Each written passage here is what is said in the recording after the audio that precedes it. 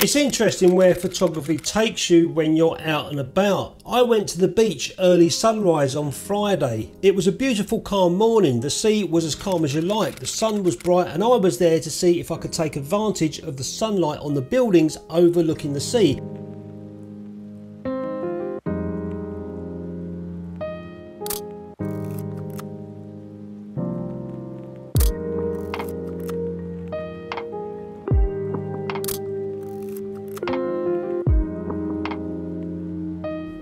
I was shooting the Nikon F3 with a roll of expired Ilford Pan F50, which I was pushing to 100.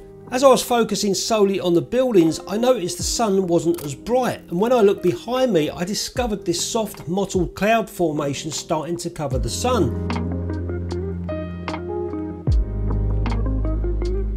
But when I turned around, I saw how beautiful the scene was, a soft hazy sun casting a bright reflection on the water. I thought pointing the camera directly at the sea would be too contrasty, metering for the bright sun, so I focused on the birds instead.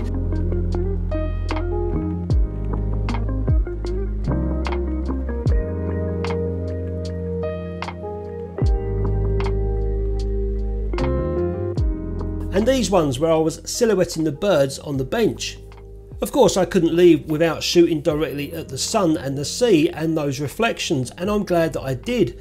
I got back and I developed the film in 510 Pyro, and when they were dry I went into the darkroom to see how this contrasty seascape would look, but not before I scanned the negative and put it into Photoshop. This gave me an idea of how I can make a print of it. It's not an easy neg to work with because of the metering on the bright sun and the reflection.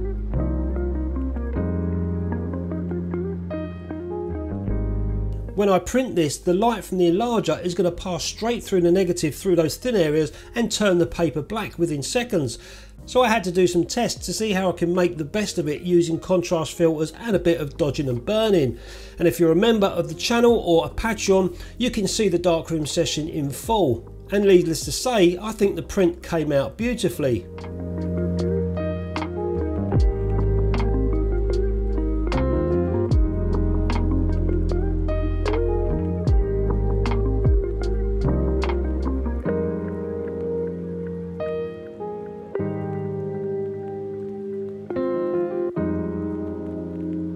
So I was really happy with that photograph that I took down the beach with the bright highlights in front of me over the calm sea, the calm before the storm. That's the print there that I made, and I had to do a little bit of dodging here just on the horizon just to make it pop a little bit more, bit of separation between the sea and the sky, and a little tiny bit of burning around this area, that mottled sort of sky look, those sort of fluffy clouds around the sky. It was a bit hazy, so I just burned in that a little tiny bit and it came out really nice. I had to use a couple of contrast filters to control the contrast, but I was happy with the way it came out. These are on my Etsy page, guys. If anyone wants to order one of these prints and support the channel, I put these on my Etsy page as well as the print that I'm about to do now. And not all the times, but sometimes I take a negative, scan it and put it into Photoshop and have a little play with the dodging and burning tools in there and the contrast tools inside Photoshop, just to give me a little indication of what I'm going to do later on in the darkroom. Doesn't do any harm, just speeds the process up a little bit in the darkroom and saves test prints, I suppose, so I can look at something that I've done in Photoshop, come in the darkroom and kind of replicate it. And all those tools, most of the tools in Photoshop have come from the darkroom anyway. You're dodging, you're burning, and all the contrast filters and stuff. So it's good fun to play around with. Although Photoshop is a lot easier, it's a lot warmer than my cold shed in the darkroom. So after that early Friday morning shoot down at the beach, it was nice, it was beautiful, it was bright, it was cold as well. I knew that the storm that we recently had was looming. I knew it was going to come in the next day. So I checked the tide times. I'd love to have gone back at high tide in the morning when the sun was over the sea. That's where it rises. But the high tide time was in the afternoon. So I aimed to go back there around about 3 o'clock to get some sort of, you know, before and after photographs, exactly the same location, exactly the same position. And this time the sun was setting behind me. It would have been nice to have a bit of sun over the sea with those clouds just breaking through, but it wasn't to be. I knew that anyway. That's just the position of the sun and the tide at the time. So I'll let a bit of the video run. You guys can see what I was up to down the beach getting these photographs. The negatives have came out really nice in 510 Pyro, and I've found one that I really do like.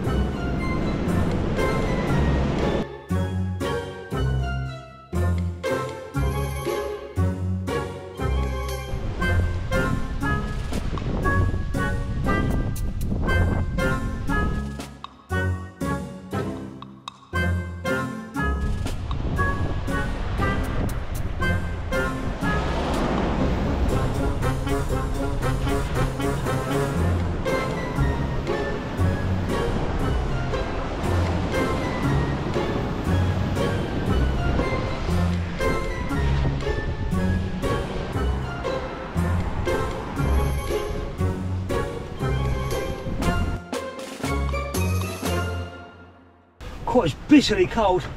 There's no messing about there. I must admit, I did think the waves would be a lot rougher than they were, but I got what I come here for.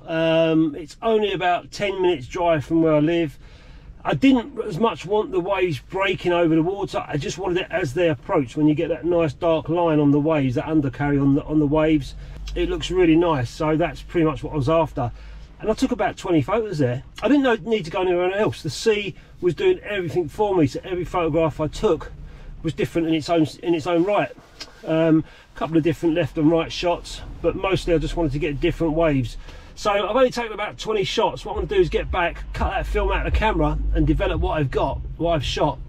And then I might come back in the morning and see what that looks like, because in the morning the sun rises over the sea there, just like the photograph I was showing you from yesterday morning. So I might come back in the morning with the rest of that roll and see what the clouds look like. I'll be mostly looking for clouds, not what I got the other day, because I've already got that. So hopefully there'll be more clouds tomorrow morning. So let's get back, we'll develop this film and see what we've got from this bitterly cold late afternoon. So I didn't really need to change my position much. I was just pointing out towards the sea and everything was being done by the waves. So I was just trying to capture a nice wave coming in. I didn't want crashing waves. Sometimes to me they can be a little bit messy. I wanted that nice sort of dark underline that you get when the wave starts curling and coming in. That's what I was after, and I found a negative that I think I like and I'm going to make a print of. So stick around and I'll make a print of that negative. You can see how I do it in the darkroom. So I'm just going to make a test strip. This is a piece of card that I use to cover the paper with. As I go along, I'm just going to do increments of seconds, and it will give me segments that I can look at afterwards and see however long it takes for me to make the final print. So let's turn the timer on. That's the first bit done, and just cover that section I've done, hit it again. And this is f-stop timing, so it's a little bit different than, well, it's no different really, it just does it in f-stops or fractions of seconds rather than full seconds. And I'll get 7 segments from this, then I can look at the test strip afterwards and know exactly what to dial in on the timer to make my print. And here comes the last segment right at the end.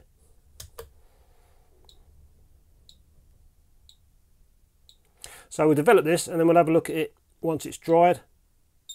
So this is my first test strip from that negative. It's pretty simple negative to work with. The light was pretty even, and I'm looking, as long as I've got these nice dark tones underneath the wake of the wave here, the curl or whatever you want to call it. I'm not a surfer, but as long as I've got a little bit of darkness under there, that's all that matters. So I'm looking at 10 seconds was my rock to stand on. This is with a 2.5 grade filter under the enlarger, and this is f-stop timing as well. I've taken off the odd fractions at the end to make it easier. 10 seconds, 14, 20, 28, 10 seconds, a little bit too light, but 14 seconds looks nice, but I think that might be a little bit too dark. So I'm going to go in between and just do another test strip for 12 seconds. And notice that I've gone straight across the horizon so I can see some of the sea and some of the sky as well throughout my test. It just makes sense to do it that way. So let's do another test print at 12 seconds. So I'll just put a piece of test strip right across the paper diagonally like so, and that'll give me a good indication what 12 seconds will do. Although the timer says 11.8, it's close enough.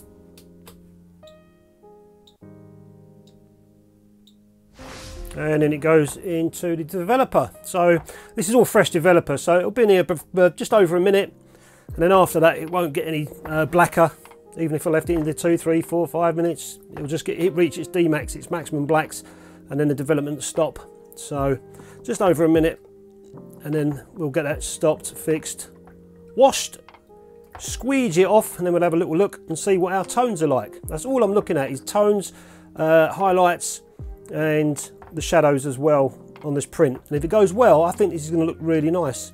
There is a little tiny bit of grain on this negative where I've pushed it with the Adox film, but I don't mind that. It just adds a little bit of character to the film process. I find if I ever get grain on my prints, I don't really like it on scapes when it's too much, such as using, you know, Tri-X or whatever.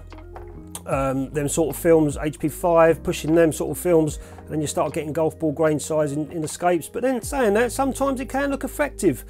But it's horses for courses, whatever you like fits the bill, you know. And there is the second test strip there, going right across the page. It actually looks really nice. I like the sea. I've got nice tonality in the sea, nice highlights as well on that breaking wave, and I've got the nice shadow underneath the curl as well. This was 12 seconds.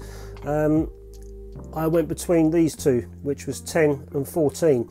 The sky, however, needs a little tiny bit more light, because that's gone white. I don't want that to be white. It needs to have some sort of tone to the sky, just so we can break away from the inertia of the paper. Either that or put a board around it, and I'm not doing that. So I'm going to do a second test strip. This time, this part is going to get the 12 seconds. And then this part, I'm just going to add another 3 seconds to it. So I'm just going to cover my hand on this part for 3 seconds, let this burn in the sky, and see how it looks. So I'll put another piece of paper right over diagonally across the print like so. I've decided to go for 12.6 seconds. So the whole piece of test strip is going to get 12.6 seconds. And then for another 3 seconds, I'm going to burn that sky in. I'm just going to put something over the paper at the top. Just the little tiny lens cap for the larger lens, just so that can hide a piece of that paper so I can see how much tone it's getting. So another 3 seconds over there. Just got to cover that bit with my hand. You'll see that happen. That's enough. And there's that test print I've just done there. I've just marked off where I put the lens cap. You probably can't see it on video. I can see a very slight shade of white circle underneath that, which means I'm starting to now get density in the sky. What was that, 3.5 seconds I think that was. So we'll have to do another test strip and see how that looks. But other than that, the rest of the tones are looking really nice. Down the bottom here, at the sea area, that is starting to take that off there. I've got tone in the white water as well. So I think all this side's fine. I've just got to work on the sky a little bit more and give it 5 seconds. So in fact, you know what, instead of another test print, I'm going to go for a whole piece of paper underneath there and try and nail this one on the next print. Oh, so I have had some right fun and games with this print for the last half hour or so. I've turned the cameras off so I can concentrate on it a little bit more. Right at the very top of the negative, there was this tiny little black speck on the print. Straight away I knew that there was, you know, something very see-through or transparent on the neg, and it was like a little pinprick right at the top of the very top of the negative. It's a little scratch, like a pinprick scratch. So I've had to crop the neg just to crop that piece out. So very tricky to hide unless you're going to use some nose grease or something. But even then, that's not going to. It wouldn't help that, I don't think. I didn't even try it. But anyway, I had to end up using contrast filters to try and get some information in the sky and a little bit down the bottom as well. But all the fun and games of working in a darkroom. It's not frustrating, it's just trying to get around it, you know, just using the tools that you've got to work around to try and make it better. So I'm just going to, hopefully I've nailed it this time. So I'm using a contrast 0 filter, and that's going to build up those highlights and kind of leave the blacks alone a little bit. It will build them up slightly, but then I need to use the contrast 5 filter just to boost those black areas up, you know, underneath the wave and stuff. So let's do the contrast 0 first. I've got 10 seconds. And then I'm going to burn the sky in now, just freehand with this little tiny tool here. So give that another 10 seconds in the sky, but I don't want to go too much. So I'll start introducing grain into the print. I don't want to do that, but more over to the right side, and a little tiny bit at the bottom where the white water is. So still contrast 0, and now we'll throw a contrast 5 filter in just for a couple of seconds, just to build up the blacks on the print. So I'll go 1.7 seconds. Let's go 2 seconds. That will do. Let's see how that looks. And it goes into the developer. But yeah, it's not worth, you know, there's no point in getting frustrated. It is what it is. You know, this is what we love doing, playing with prints in the darkroom and trying to get the best out of a negative that you can. I certainly like the photograph, so I'm not going to let it go to waste and just sit in my negative folder or on a computer. I'd definitely like to make a print of it. I just think it works with the idea that I had when I was looking at the sea shooting. I was waiting for those you know, those wakes to come over. Wasn't interested in big splashes, just those dark areas underneath the curl of the wave. So you can just see the outline where I've cropped in slightly with the blades under the enlarger. I just needed to get that little tiny black speck off. It looked awful. And this time it's come out fine, it's come out much better.